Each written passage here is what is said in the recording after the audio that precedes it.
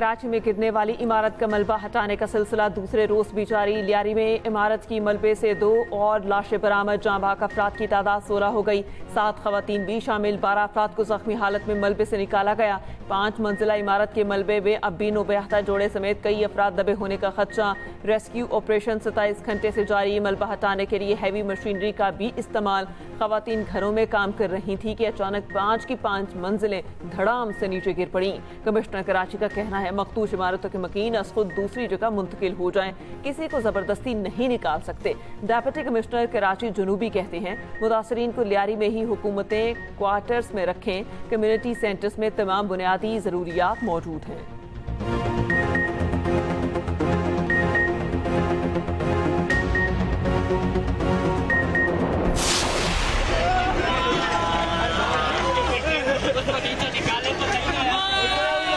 मेरे को भाई का फोन आया मलिर कोट से कि भाई आप भागो, बिल्डिंग हिल रही है। तो मैंने कहा बाहर निकलो, मैं आ रहा हूँ लेने के लिए। तो यहाँ पता पड़ा जब आधे रास्ते में था बिल्डिंग गिर चुकी थी। अब एक भाई बच्चे की लाश सिविल में पड़ी हुई है। अभी हमें 5 लोगों की तलाश है।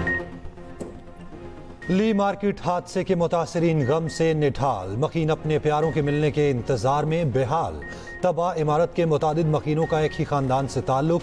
बदकिस्मत इमारत के रिहायशी माया शाम जी ने एक्सप्रेस न्यूज से गुफ्तगू में कहा, भाई अर्शी का ऑफिस से फोन आया, इमारत हिल रही है। हम वहां पहुंचे तो इमारत गिर चुकी थी। खानदान के कई घराने इस इमारत में मुकीम थे।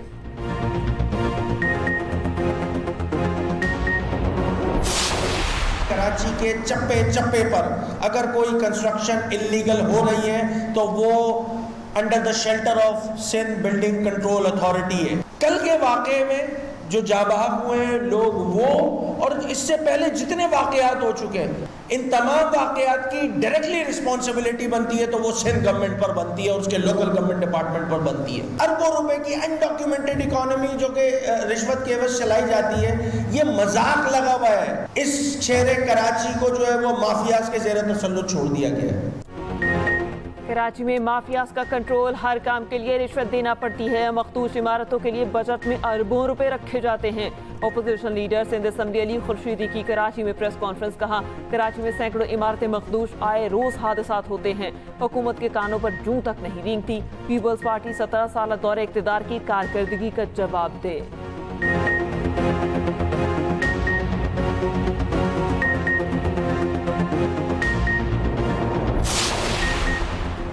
कराची में भत्ता गैर कानूनी तामीरात की मुअज्जद MKM है। MKM के सेक्टर और यूनिट के जरिए गैर कानूनी तामीरात कराई गई। तर्जुमान सिंध हुकूमत सादिया जावेद कहती हैं सिंध बिल्डिंग कंट्रोल अथॉरिटी और दीगर इदारों में सिस्टम आज भी MKM के मातहत है। MKM क्यों भूल जाती है, शहर में चाइना कटिंग की मुअज्जद भी वही है। मुतहिदा मगरमच्छ के आंसू बहाकर हमदर्दियाँ वसूल करना चाहती है।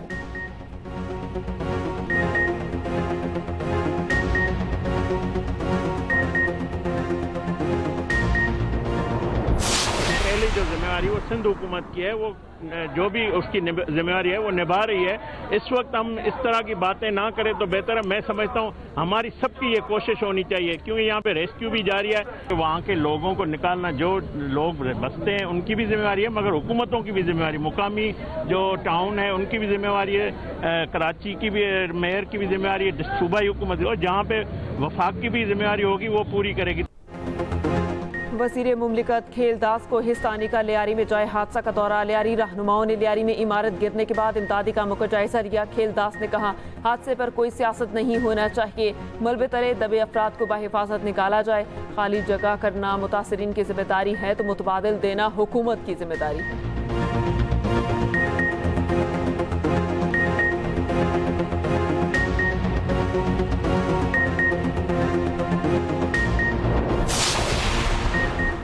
कराची में 590 इमारतें मखदूश, सबसे ज़्यादा 460 नाकाबिल रिहाइश इमारतें ज़िला जनूबी में हैं।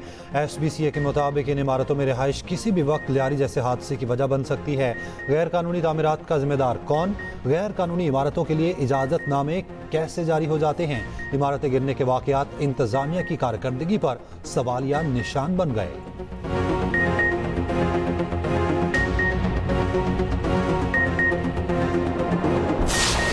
हज़रत इमाम हुसैन रज़ी अल्लाह ताला अन्हो और साथियों की बेमिसाल कुर्बानी की याद। मुल्क भर में शबीह ज़ुलजनात ताज़िये के जुलूस बरामद। नवी मुहर्रम के जुलूसों में अज़ादारों की बड़ी तादाद में शिरकत। सिक्योरिटी के सख्त इंतजाम, रास्ते सील। रोहड़ी में 500 साल कदीमी जुलूस रवां दवां।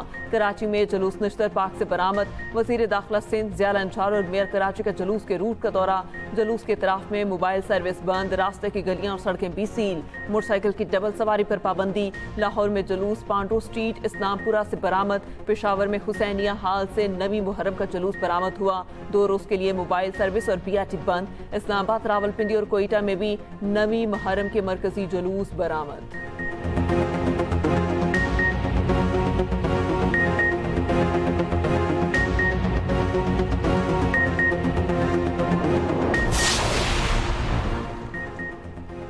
हमास गजा जंगबंदी पर फौरी मुज़ाकरात के लिए तैयार। फ़लस्तीनी तंजीम का कहना है अमरीकी सालिसी की पेशकश पर मुस्बत जवाब सालिसों के हवाले कर दिया। मंसूबे पर अमल दरामद का तरीका तय करने के लिए फौरी बातचीत कर सकते हैं। उधर गजा में इसराइली वहशियाना बमबारी जारी, मजीद 19 फ़लस्तीनी शहीद। इसराइल के सैकड़ों सिक्योरिटी एहलकारों के ट्रंप से जंग खत्म कराने की appeal.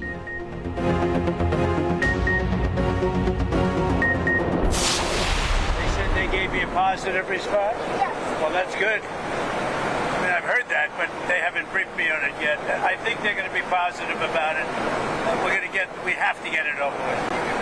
Hamas we have to get it over with. We have to do something about Gaza. We've been doing it. You know, we're sending a lot of aid, a lot of money and a lot of aid. Otherwise, you have people in big trouble. But, yeah, I think it's been very positive, a good response, yes. Well, we're going to have a meeting on Iran, obviously. You know, the success, that was a great success. Blown to pieces, their whole nuclear thing. I would say it's set back permanently. If they were going to do it again, they might as well start in a different location because that location is totally demolished. They could start, but I would think they'd have to start in a different location. But if they did start, there'd be a problem. We wouldn't allow that to happen.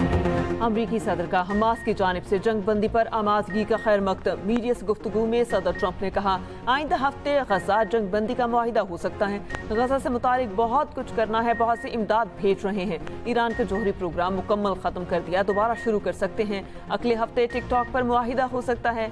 मैं Beijing जा सकता हूँ और चीनी सदर भी अमरीका आ सकते हैं। उधर अमरीकी सदर ने टैक्स और अखराजात के बिग ब्यूटीफुल बिल पर दस्तखत कर दिए। तकरीब से खिताब में कहा अफगानिस्तान जाना अमरीका का स्याह तरीन दिन था, वहां हमारे अरबों डॉलर जाया हुए।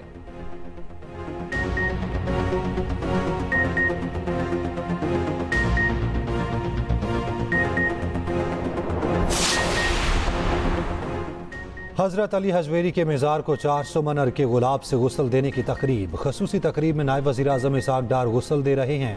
तकरीब के लिए दरबार पर ख़वातीन, बच्चों समेत ज़ायरीन की कसीर तादाद मौजूद। तकरीब के हवाले से सिक्योरिटी के सख्त इंतज़ामात।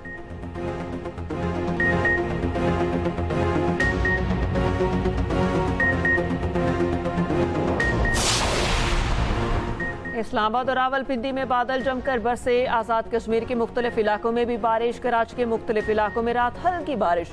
मानसून बारिशों का सिलसिला आज से 10 जुलाई तक शिद्दत इख्तियार करेगा। खैबर पख्तूनख्वा, कश्मीर, गिलगित बल्तिस्तान में बारिश की तवक्को। पंजाब और बलूचिस्तान में भी बादल बरसने की पेशगोई। मरी, मानसेहरा, कोहिस्तान, एबटाबाद, चित्राल के नदी नालों में तूफ़ान का खदशा।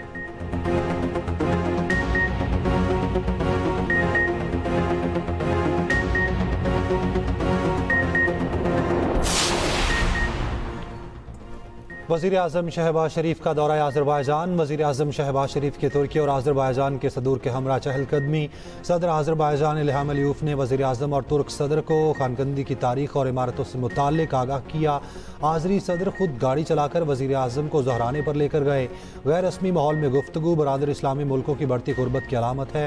तीनों रहनुमाओं का हाथ थाम कर मिसाली बरादराना ताल्लुकात और यकजहती का इजहार।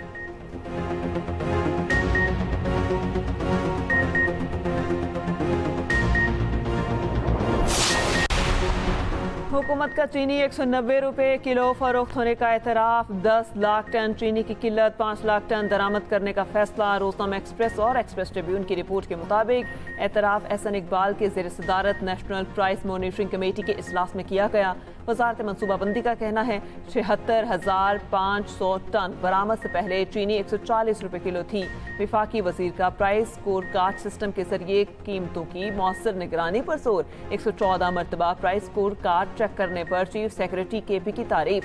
चीफ सेक्रेटरी सिंध ने 10, पंजाब ने 6 बार कार्ड चेक किया। चीफ सेक्रेटरी बलूचिस्तान ने 1 मरतबा भी कार्ड चेक नहीं किया। भारतीय डेप्टी आर्मी चीफ का पाकिस्तान से शिकस्त का एतराफ़। लेफ्टिनेंट जनरल राहुल सिंह का कहना है ऑपरेशन सिंदूर में भारत पाकिस्तान के खिलाफ नाकाम हुआ।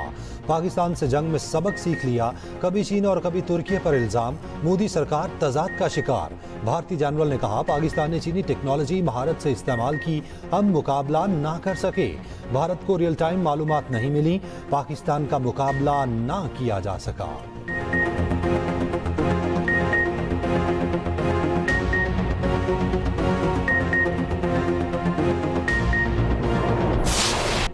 कैप्टन कर्नल शेर खान का 26वां यौम शहादत। Field marshal Asim Munir, chairman joint chiefs of staff committee air और नेवल चीफ का खराज अकीदत। सदर मुमलिकत आसिफ अली जरदारी ने कहा कैप्टन कर्नल शेर खान ने दुश्मन के खिलाफ बेमिसाल जुर्रत, बहादुरी और कुर्बानी का मुजाहिरा किया। वजीर आजम शहबाज शरीफ कहते हैं कैप्टन कर्नल शेर खान शहीद और उनके अहले खाना कौम के लिए बाइस फख्र हैं। ISPR के मुताबिक कैप्टन कर्नल शेर खान शहीद की बहादुरी पाक फौज की बेहतरीन रिवायात ही अक्कास है। कारगिल मार्के के दौरान कैप्टन कर्नल शेर खान ने जान का नजराना पेश किया। यौम शहादत के मौके पर सवाबी में मज़ार पर खुसूसी तकरीब। फौज के चाको चौबंद दस्ते ने सलामी पेश की। मसाजिद में खुसूसी दुआएं, उलमा का खराज अकीदत।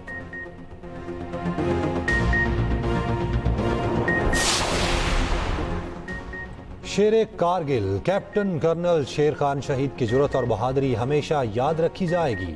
कर्नल शेर खान शहीद की बहादुरी की तारीफ दुश्मन ने भी की।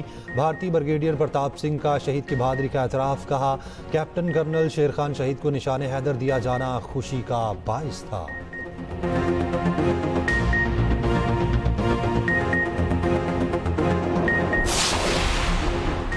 1977 में आज ही के दिन भुट्टो हुकूमत का तख्ता उलटकर मार्शल लॉ लगा दिया गया। वज़ीर आला सिंध मुराद अली शाह कहते हैं आज भी जमहूरियत और मुल्की सालमियत के खिलाफ साजिशें हो रही हैं, चौकन्ना रहना होगा।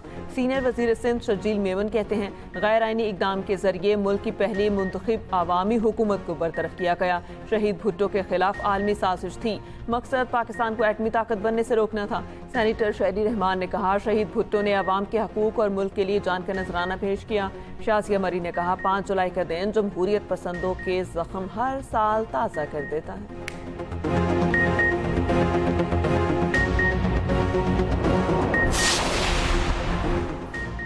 बदकिस्मती से सवात वाक़े में एम्बुलेंस इस्तेमाल नहीं की गई। सुना है एम्बुलेंस चंदूर फेस्टिवल में वज़रा की फैमिली को खिदमात देने में इस्तेमाल हुई। गवर्नर KP फैसल करीम गुंडी की मीडिया से गुफ्तगू। कहा ये इतने ही नालायक हैं तो एयरफोर्स नेवी से मदद ले लेते। क्या रेस्क्यू 1122 में गोताखोर नहीं थे? PTI 13 साल से सूबे में हुकूमत में है। सूबाई हुकूमत में शामिल लोगों की तजावुजात गिराई गई तो असल ऑपरेशन होगा।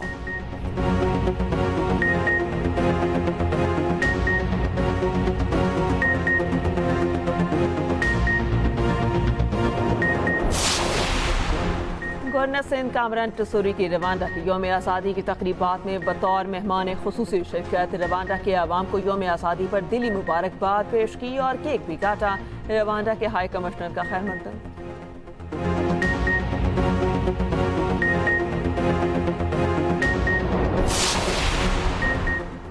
अफ्रीकी मुल्क ज़ैम्बिया में हथनी का हमला, 2 ख़वातीन सियाह हलाक हो गए। नेशनल पार्क में बरतानिया और न्यूजीलैंड की मुआमर सियाह चहलकदमी कर रही थी। हथनी अचानक हमलावर हो गई।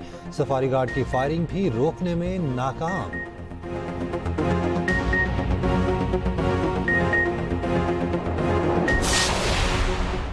कराची क्रिकेट की नर्सरी को वीरान करने की तैयारी। 21 टाइटल जीतने वाली टीम पहली बार कायद-ए-आज़म ट्रॉफी से बाहर होने लगी। एक बार फिर डोमेस्टिक निज़ाम तब्दील करने का फैसला। 18 के बजाय 8 टीमें शामिल होंगी।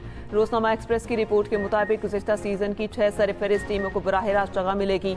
दीगर 2 टीमों का फैसला 15 अगस्त से शुरू होने वाली हनीफ मोहम्मद ग्रेड 2 ट्रॉफी से होगा। लाहौर में PCB और रीजन ऑफिशियल्स की मीटिंग में गर्मा गर्मी का माहौल रहा। कराची रीजन के सदर नदीम उमर ने फैसलों पर इख्तिलाफी नोट दर्ज करा दिया। PSL फ्रेंचाइजीज का सेंट्रल पोल शेयर में इजाफे पर एतराज़ मुस्तरद। फ्रेंचाइजीज का कहना है कुछ भी खिलाफ ज़ाब्ता नहीं, सब कानून के मुताबिक हुआ। गुज़िश्ता दिनों PSC में ऑडिट रिपोर्ट की बुनियाद पर कहा गया था PCB को अरबों रुपए का नुकसान हो चुका। रोजनामा एक्सप्रेस की रिपोर्ट के मुताबिक PSL मीटिंग में CEO सलमान नसीर ने मामले से आगाह किया। मौजूदा इंतजामिया ने अभी तहकीकात का कोई फैसला नहीं किया। जब मुआहिदा हुआ तो सलमान नसीर ही PCB के कानूनी मामलात देख रहे थे।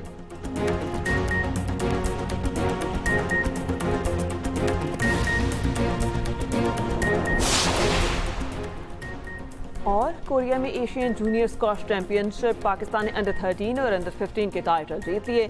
अंडर 13 फाइनल में पाकिस्तान के सोहेल अदनान ने भारत के आयान धनोका को हराया। अंडर 15 में नुमान खान ने हमवतन अहमद रायान को शिकस्त दी। पाकिस्तान ने मेन इवेंट में 2 गोल्ड, 2 सिल्वर, 1 ब्रॉन्ज मेडल जीता। प्लेट डिवीजन मुकाबलों में भी पाकिस्तान ने 2 टाइटल्स अपने नाम किए।